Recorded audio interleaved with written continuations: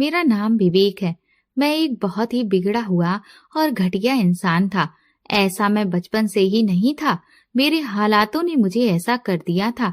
मैं अपनी जवान बहन के साथ रहता था। मेरी बहन को बचपन से ही पोलियो था। वो चल नहीं सकती थी। हम दोनों भाई बहन का इस दुनिया में कोई नहीं था।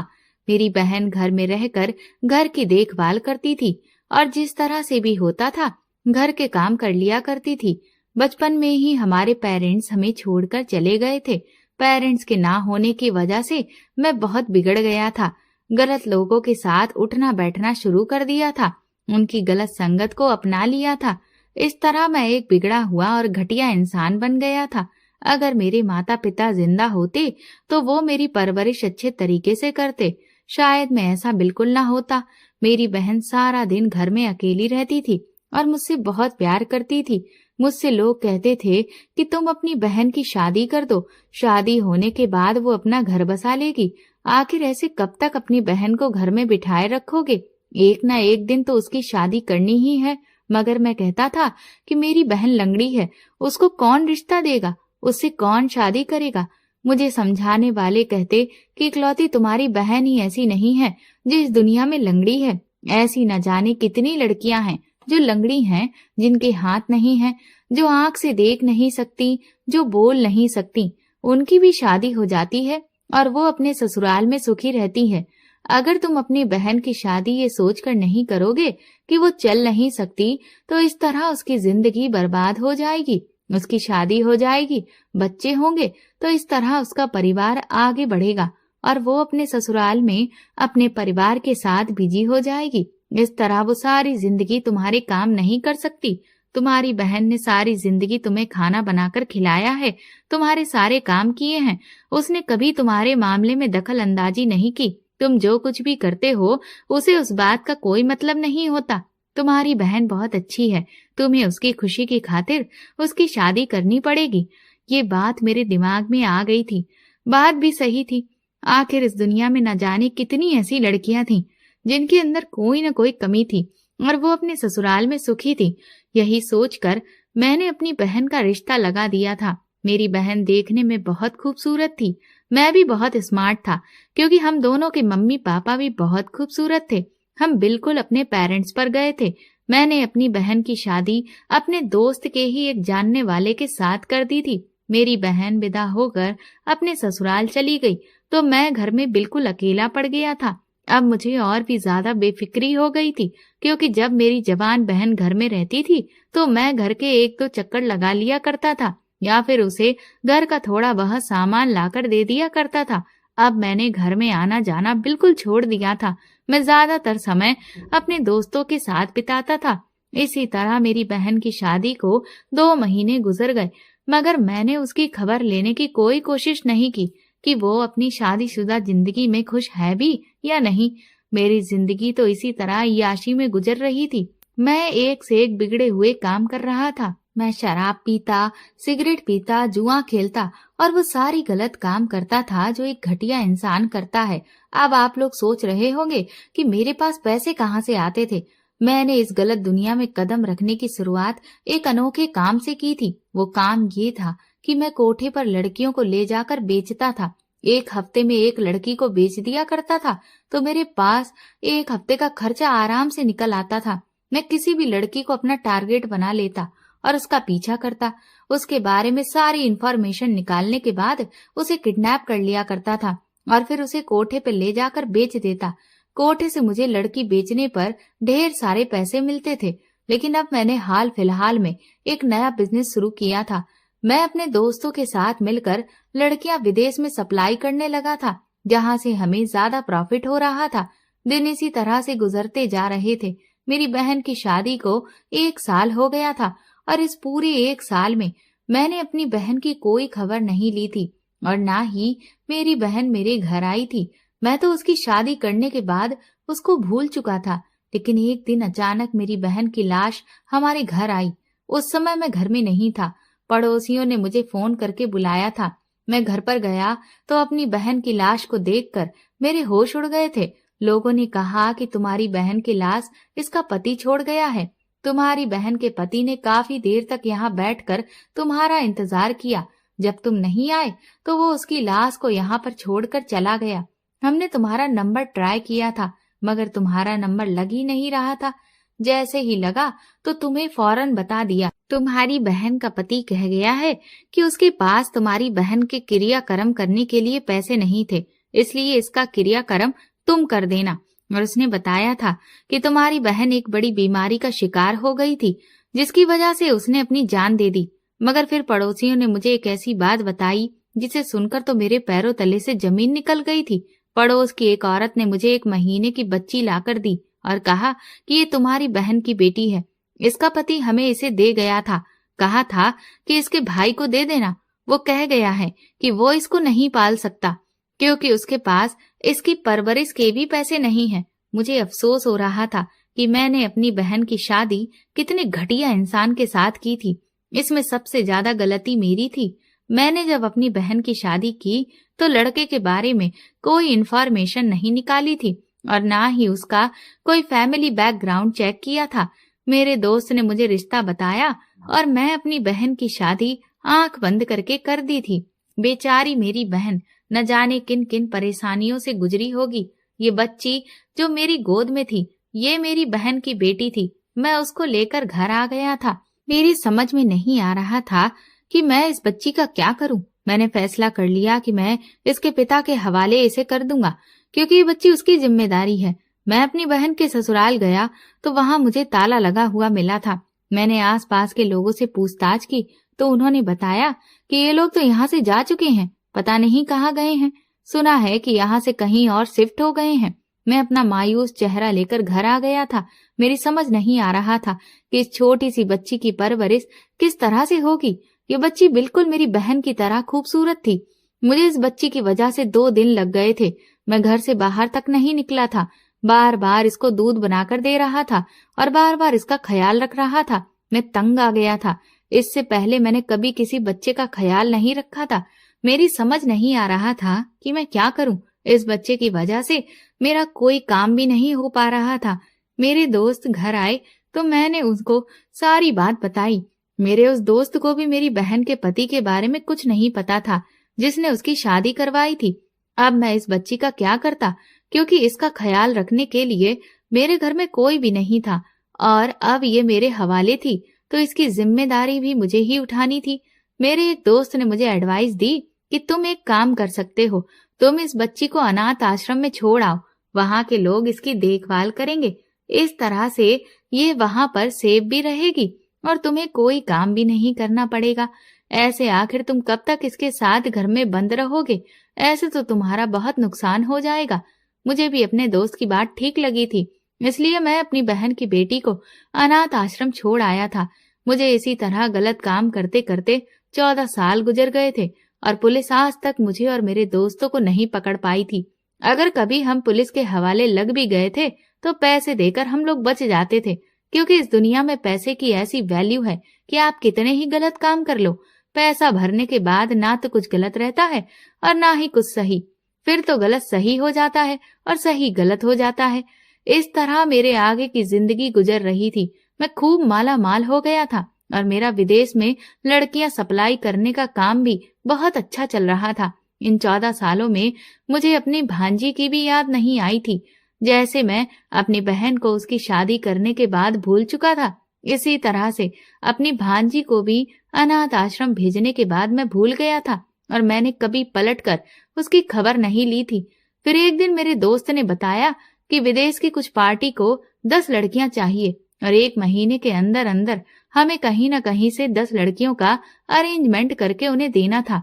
इस तरह से हमें काफी प्रॉफिट होगा। हम सारे ही दोस्त बिगड़े हुए थे और सभी दोस्त एक से एक गलत काम करते थे। मैं सोच में पड़ गया था, क्योंकि पिछले दिनों में कुछ लड़कियां दूसरे शहर से किडनैप करके लाया था। वो लड़कियां कम उम्र की थीं। उनको जवान करने के लिए हम एक अजीब तरह का कैप्सूल खिलाया करते थे। वो कैप्सूल खाते ही लड़कियां 2 महीने बाद जवान होने लगती थीं। कम उम्र की लड़कियों को मैं कैप्सूल खिलाने के बाद मैं उन्हें इतना आदी कर दिया करता था कि वो मेरे इशारे पर नाचने लग जाती थी। ऐसी खूबसूरत और कहना मानने वाली लड़कियों को भी विदेश में सप्लाई कर दिया करता था और करोड़ों रुपए कमा लेता था। अब भी मेरे दोस्त ने मुझसे 10 लड़कियों की डिमांड की थी, जबकि मेरे पास मुश्किल से 8 लड़कियां थीं। मेरी समझ नहीं आ रहा था कि 2 लड़कियां कहाँ से किडनैप करूं, क्योंकि मैं शहर चेंज करता रहता था। कभी कहीं तो कभी कहीं रहता था। जिस शहर में इन दिनों मैं रह रहा था, वहां पर मैंने 8 लड़कियां किडनैप कर ली थीं। 8 लड़कियां किडनैप होने के बाद शहर में पूरी तरह से हड़कंप मचा हुआ था और पुलिस का पहरा भी बहुत सख्त था। फिर मैंने स्कूल से लड़कियों को पकड़ने का फैसला लिया, क्योंकि स्कूल का जो चौकीदार था वो मेरी जान पहचान वाला था। वो स्कूल के अंदर से कुछ पैसे लेकर लड़कियों को गायब करवा देता था और उनका रिकॉर्ड भी मिटा देता था। इसलिए कभी कभी वो मेरे काम आ जाता था। मुझे देखकर स्कूल का चौकीदार खुशी से खड़ा हो गया, क्योंकि मेरी सूरत में उसे फिर से लाखों रुपए नजर आ रहे थे। जब मुझे लड़कियों की कमी पड़ती थी तब मैं इस शहर में आ जाता था। अब तो इन दिनों मैं इसी शहर में रह रहा था, इसलिए यहाँ से लड़कियों को पकड़ना मेरे लिए आसान हो गया था। मैंने उस कम उम्र की खूबसूरत लड़कियों के बारे में उससे कहा तो वो कहने लगा, पिछले साल कुछ नई लड़कियों का एडमिशन हुआ है, मैं उनमें से कोई नई लड़की आपको दिलवा दूंगा। एक लड़की ने तो 1 हफ्ता पहले ही इस स्कूल में एडमिशन लिया है, बहुत ही खूबसूरत है, उसे देखकर आप खुश हो जाओगे। इस बात पर मैं बेफिक्र हो गया था। इन दिनों मैं लड़कियों को देखने या फिर उठाने का काम खुद नहीं कर रहा था, बल्कि मैंने उन्हें पकड़ने के लिए कुछ लड़के लगाए हुए थे, वही ये काम कर रहे थे। मैंने अपने साथी से लड़की लाने के लिए कहा और खुद वहां से आ गया था। मेरा साथी इस काम में माहिर था और वो लड़कियों की खूबसूरती और उनकी शरीर सेहत के बारे में अच्छी तरह से जांच पड़ताल करने के बाद ही उन्हें हमारे ठिकाने पर लाता था। उस दिन तो मैं बात करके दूसरे शहर चला गया था, वहीं जहां पर मेरा घर था, क्योंकि मेरे पास और भी काम थे। लोगों को दिखाने के लिए मैंने बिजनेस का काम शुरू किया हुआ था, ऑफिस बनाया हुआ था। 2-3 दिन बाद जब मैं लौटा तो मेरे दोस्त ने मुझे बताया कि 2 लड़कियां अड्डे पर आ गई हैं। वैसे भी हमें 2 लड़कियों की ही जरूरत थी। उन लड़कियों को भी वही कैप्सूल दिए जा रहे थे जो उनको सेहतमंद बनाकर रखती और उनकी खूबसूरती को और बढ़ाती। मैं बेफिक्र हो गया था। मेरे दोस्त ने बताया कि इस बार मैंने इन लड़कियों में एक बहुत ही खूबसूरत लड़की देखी है, तुम भी देखोगे तो खुश हो जाओगे। अब की बार सारी ही लड़कियां बहुत खूबसूरत हैं। इन लड़कियों को सप्लाई किया जाएगा तो हमें बहुत प्रॉफिट होगा। मेरे दोस्त ने इस लड़की के बारे में बड़े अजीब तरीके से कहा तो मैं चौंक गया था। पहले चौकीदार ने भी यही बात की थी, अब मेरा दोस्त भी यही बात कह रहा था। मेरे दोस्त ने कहा, एक बार लड़की को देख लो, बाद में फिर तुम पछताओगे कि हीरा हाथ से निकल गया। वो जानता था कि मैं हर बार पकड़ने वाली लड़कियों को सप्लाई करने से पहले एक बार उनको खुद देखता था। अगर कोई लड़की मुझे बहुत ज्यादा अच्छी लग जाती तो मैं उसे खुद भी इस्तेमाल कर लेता था। वैसे तो मुझे कुंवारी लड़कियों के ज्यादा पैसे मिलते थे, मगर इस्तेमाल की हुई लड़की की भी अच्छे खासे पैसे दिए जाते थे। मैं खूबसूरती का दीवाना था। मैंने अपनी जिंदगी में किसी लड़की से मोहब्बत नहीं की थी, क्योंकि आजकल मोहब्बत में भी सिर्फ लड़कियों का इस्तेमाल होना ही रह गया है, और ये काम तो मैं बिना मोहब्बत के भी कर रहा था, इसलिए मुझे मोहब्बत करने की जरूरत नहीं थी।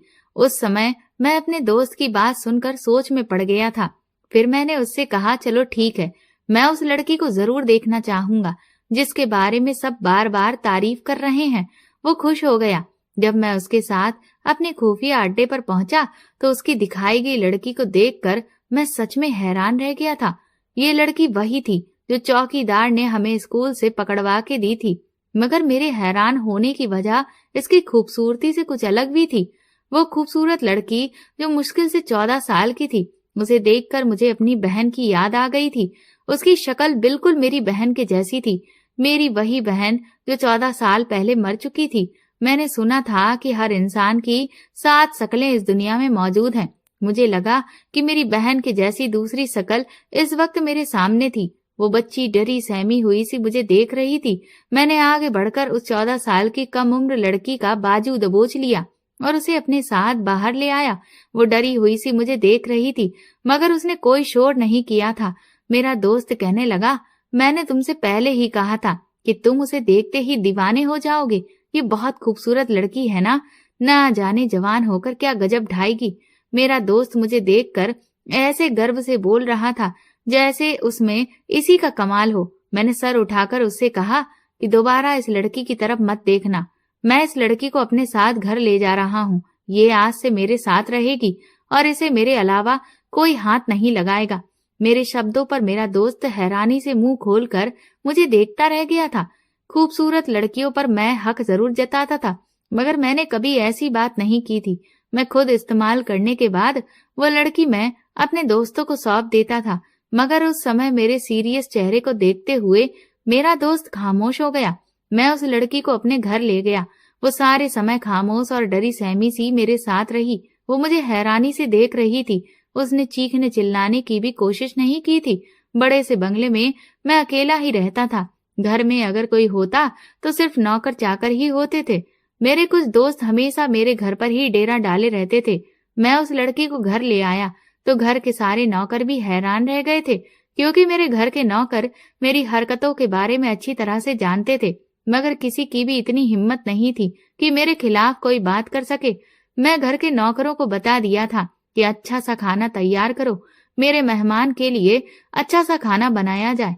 मैं इस लड़की को चमकती हुई आंखों से देख रहा था। मैंने घर में सारे नौकरों को बता दिया था कि ये लड़की अब हमारे ही घर में मेरे साथ रहेगी। मैंने सोच लिया था कि इस लड़की के जवान होने तक मैं इसको अपने साथ ही रखूंगा। तब तक मुझे इसके जवान होने का इंतजार करना होगा। मैंने घर के नौकरों से कहा, मेरी गैर मौजूदगी में तुम्हें इस लड़की का ख्याल रखना है। न जाने क्यों इस लड़की को देखकर मुझे बार बार अपनी बहन की याद आ रही थी, इसलिए मैंने फैसला किया था कि मैं इसकी परवरिश अपने घर में करूंगा। इस लड़की के साथ मेरा एक अजीब सा अटैचमेंट हो गया था। मैं इसके साथ कुछ भी गलत होने नहीं देना चाहता था। ये लड़की नासमझी से इधर उधर देख रही थी। उस समय इसके होश इतने उड़े हुए थे कि वो मेरी बात भी नहीं समझ पा रही थी। नौकरों ने उसके खाने पीने का इंतजाम किया। मैंने उसके लिए अच्छे से कपड़े मंगवाए। इतने सालों से मैं खुद को इस दुनिया में अकेला समझता रहा था और मेरा दिल पत्थर का हो चुका था। आज पहली बार मैं किसी के लिए इतना फिक्रमंद हो रहा था। ऐसा लग रहा था जैसे इसके साथ मेरा कोई रिश्ता है और मुझे इस लड़की से एक अपनापन महसूस हो रहा था। घर की नौकरानी ने इस लड़की को अच्छी तरह से तैयार कर दिया था। रात का खाना खाते हुए मैं बार बार इस लड़की को देख रहा था। उसे देखते हुए मेरी नजरों के सामने बार बार मेरी बहन का चेहरा घूम रहा था। मैंने ठान लिया था कि मैं इस लड़की के साथ कुछ गलत नहीं होने दूंगा। इस लड़की को अपने घर में हमेशा रखूंगा और इसकी हर ख्वाहिश को पूरा करूंगा। मैं कम उम्र और जवान लड़कियों का धंधा करने वाला एक 35 साल का जवान मर्द एक कम उम्र की बच्ची के बारे में ये सब सोच रहा था। रात हुई तो मेरे घर मेरे दोस्त आ गए थे। मेरे उस दोस्त ने इन सारे दोस्तों को भी जरूर इस बच्ची के बारे में बता दिया होगा, इसीलिए मैंने उस बच्ची को नौकरानी से कहकर कमरे में बंद करवा दिया था, क्योंकि मैं अपने दोस्तों की आदत को अच्छी तरह से जानता था। वो भी मेरी तरह ही बिगड़े हुए थे, क्योंकि मेरी इस्तेमाल की हुई लड़कियां उन्हें फ्री में मिला करती थी। वो कहने लगे, यहाँ हम वही हीरा देखने आए हैं जिसकी खूबसूरती के तुम पागल हो गए हो और उसे अपने घर ले आए हो। ऐसा पहली बार हुआ है तुम किसी लड़की को अपने घर लेकर आए हो, वरना हर लड़की तुम्हारे अड्डे से निकलकर सीधा एयरपोर्ट जाती आई है। मैंने गुस्सा होते हुए उन दोस्तों को देखा। हालांकि वो हर लड़की के बारे में इसी तरह की बातें किया करते थे। मैंने आज से पहले तो कभी बुरा नहीं माना था, मगर इस लड़की के लिए न जाने क्यों मुझे अपने दोस्तों की बातें बहुत बुरी लग रही थी और गलत लग रही थी। मन कर रहा था कि मैं अपने दोस्तों का इन बातों पर मुंह तोड़ के रख दूं। उन्हें आइडिया नहीं था कि मैं एक जवान लड़की के बजाय बच्ची को घर लाया था। वो लड़की नहीं बच्ची थी और वो बिकाऊ नहीं थी। मैंने अपने दोस्तों से कह दिया था कि तुम लोगों में से किसी को भी उसकी तरफ नजर उठाकर देखने की कोई जरूरत नहीं है और अपना ये शौक लेकर तुम सब लोग यहाँ से चले जाओ।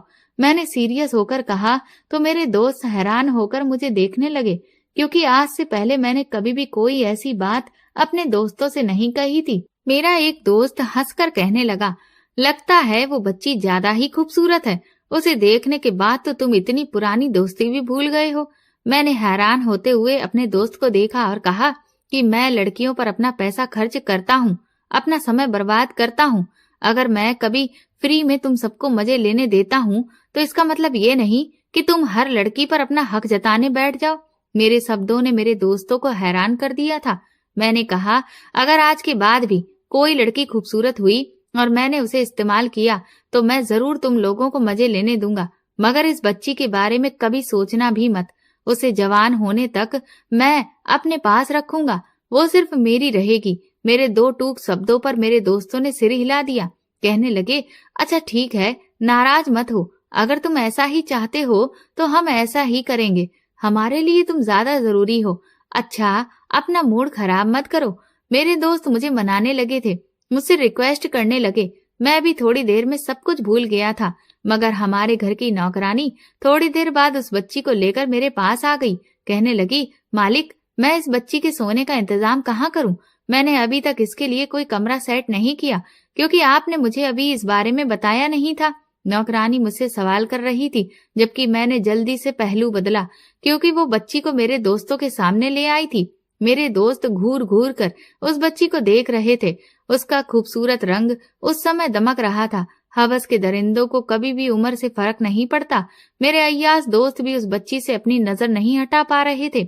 मैंने अपने दोस्तों से कहा, तुम लोगों को वापस जाना है तो चले जाओ, मैं भी किसी काम से जा रहा हूँ। मैंने अपने दोस्तों को टालने के लिए ऐसा कहा था, लेकिन मेरे दोस्त जमकर बैठ गए। कहने लगे, आज रात हम तुम्हारे साथ ही यहीं रुकने वाले हैं। मेरे दोस्त अचानक अपना इरादा बदल चुके थे। मैं ठिठक कर रह गया था। मुझे ये समझने में ज्यादा देर नहीं लगी कि इस बच्ची को देखने के बाद उनकी नीयत में बदलाव आ चुका था। मैंने अपने दोस्तों से कहा, तुम यहाँ पर क्यों रुकना चाहते हो, जबकि मैं तो यहाँ पर नहीं रहूंगा। शायद मैं सारी रात काम के सिलसिले में बाहर रहूं। मैंने अपनी भौंगे चढ़ाकर अपने दोस्तों को देखा तो वो हंस पड़े।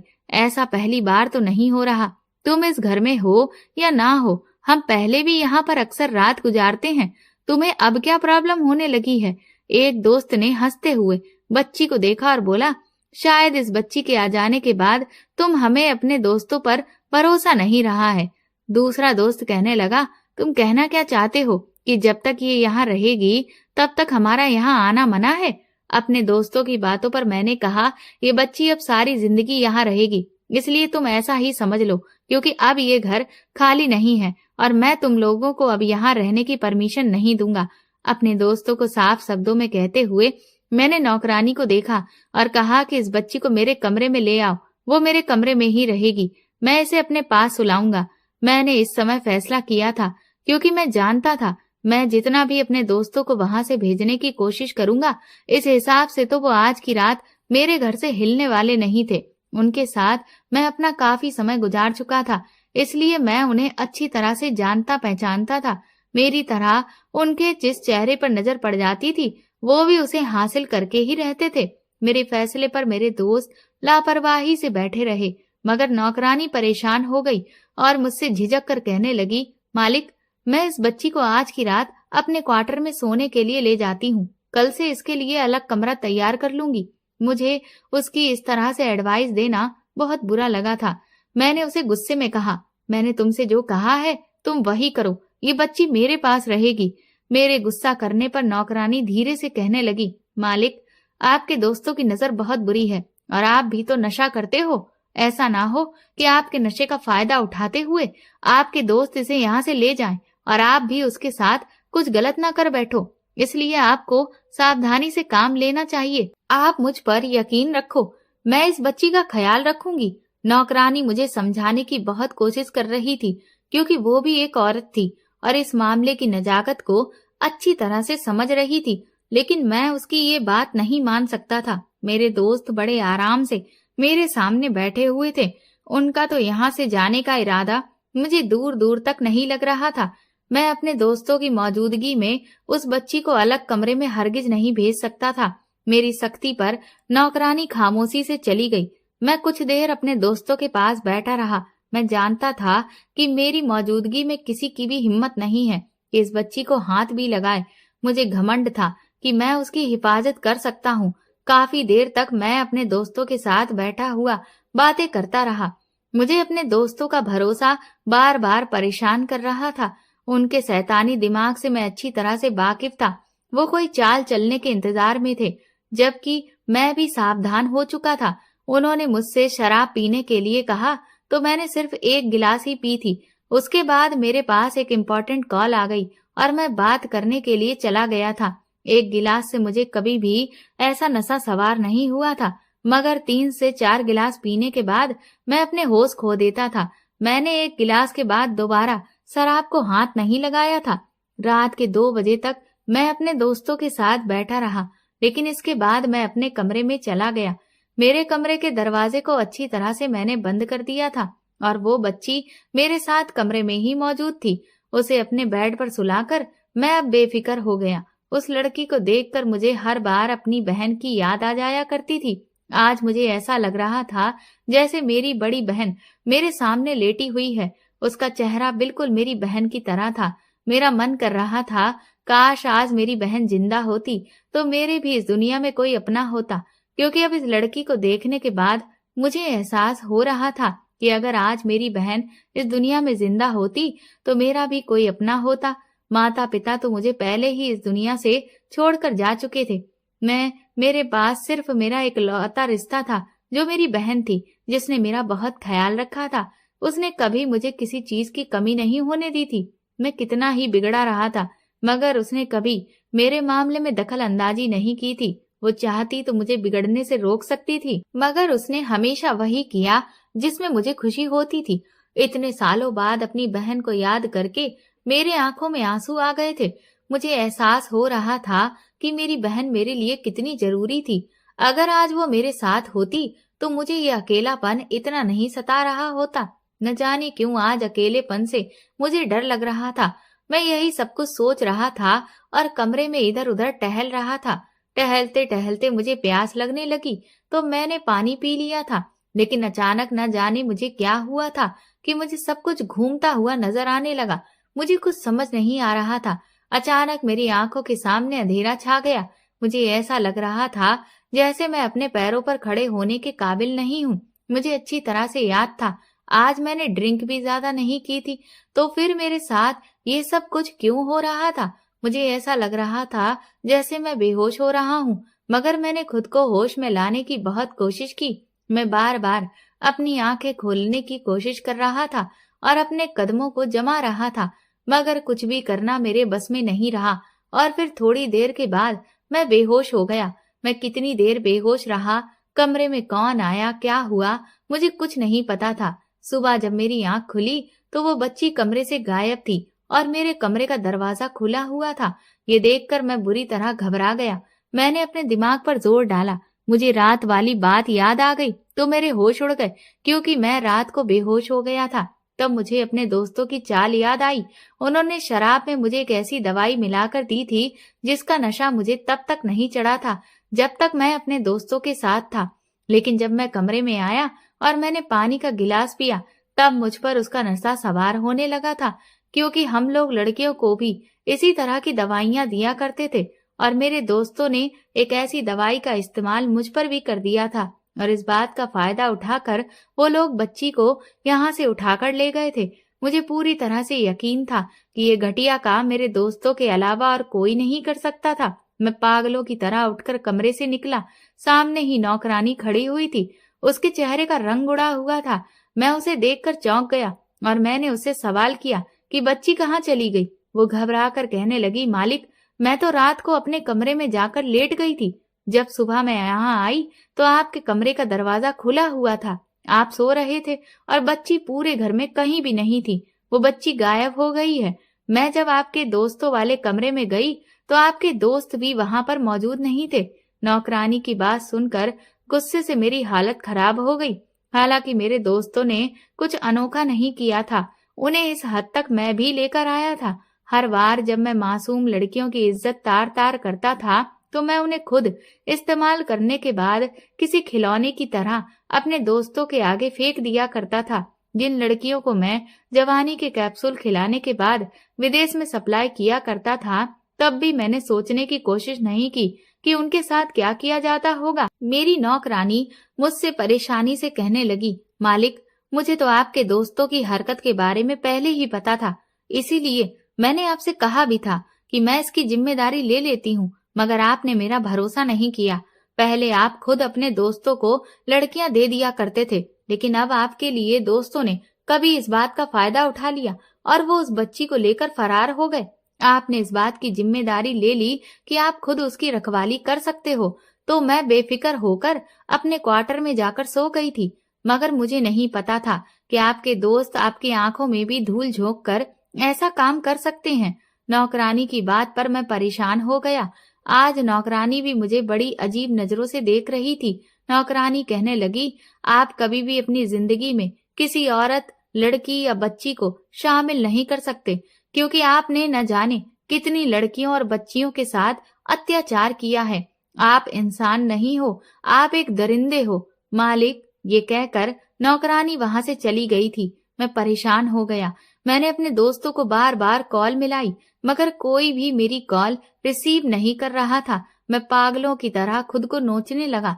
मुझे उस लड़की में अपनी बहन नजर आती थी। मैंने सोचा था कि मैं उसका हमेशा ख्याल रखूंगा, उसे अपनी बहन बनाकर रखूंगा। जब वो जवान हो जाएगी तो अच्छी जगह उसका रिश्ता देखकर उसकी शादी कर दूंगा। शायद मैं ऐसा अपनी सगी बहन के साथ नहीं कर सका था, जिसकी वजह से उसकी मौत हो गई थी। मैंने सोचा था कि मैं इस लड़की के साथ ऐसा करके अपनी गलती का पश्चाताप कर सकता हूँ, लेकिन मैंने तो इस दुनिया में न जाने कितने पाप किए थे, कितनी गलतियां की थी, जिनका मैं चाहकर भी पश्चाताप नहीं कर सकता था। मगर मैं खुद सब कुछ बर्बाद कर चुका था।